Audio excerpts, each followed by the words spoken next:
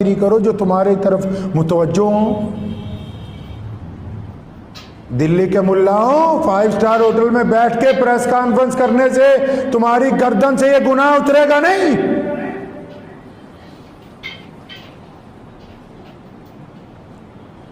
صرف ایک کاغذ کا ٹکڑا اخبار کو بیچ کر بری نہیں ہو سکتے ہو۔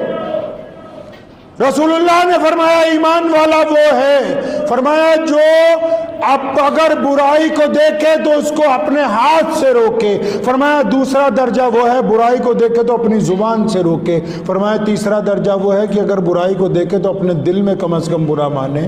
تو ہم تو ان تینوں درجوں میں سے کسی میں بھی نہیں،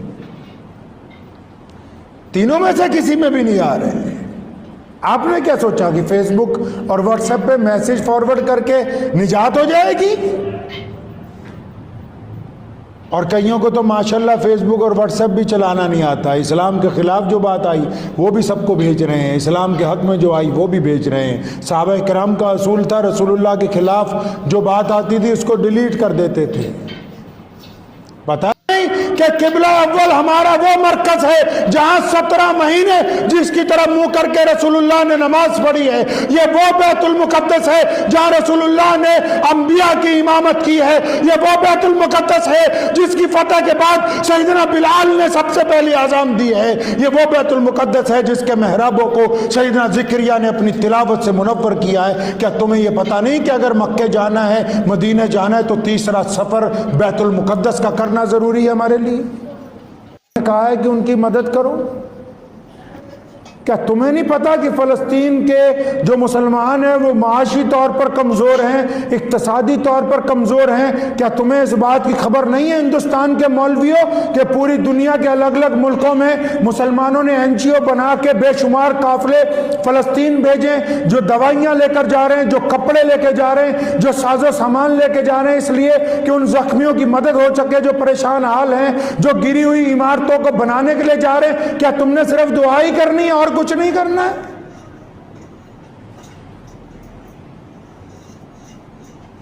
کیا ہمارے ملک میں فلسطین کی امبیسی نہیں ہے، ان کا اتھارٹی کا امبیسڈر نہیں رہتا کہ جس کے پاس جا کے تم بولو کہ یہ اتنے لاکھ روپے کا چیک ہے تمہارے لیے تاکہ تمہارے ساتھ یہودی لڑ رہے ہیں تو ہم پوری دنیا کے مسلمان تمہارے ساتھ کھڑے ہیں؟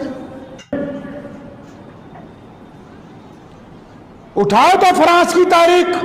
یہ فرانس والے بار بار کیوں مسلمانوں کے خلاف بولتے ہیں؟ فرانس نے 5 دفعہ بیت المقدس میں حملہ کیا، فرانس کا بادشاہ 5 دفعہ 10 لاکھ فوجی لے کر بیت المقدس پر قبضہ کرنے کے لیے بڑھا۔ اٹھاؤ تاریخ، 5 دفعہ ان کو زمین دوست کیا گیا، 5 دفعہ ان کو ناکام لوٹایا گیا، 5 دفعہ ان کو مٹی میں ملا کر سلطان صلاح الدین ایوبی نے واپس بھیجا۔ اس لیے آج فرانس والوں کو تکلیف ہوتی ہے، وہ بار بار ہمارے خلاف بولتے ہیں۔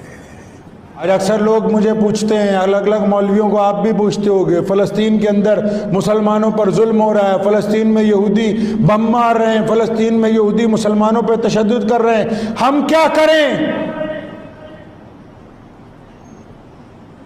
تو مولوی کہتے ہیں دعا کرو۔ میرے پردادا رئیس الاحرار حضرت مولانا حبیب الرحمن لدھیانوی رحمۃ اللہ علیہ نے 40 سال انگریز کے خلاف لڑائی لڑی، اور جب ملک آزاد ہو گیا تو پاکستان نہیں گئے،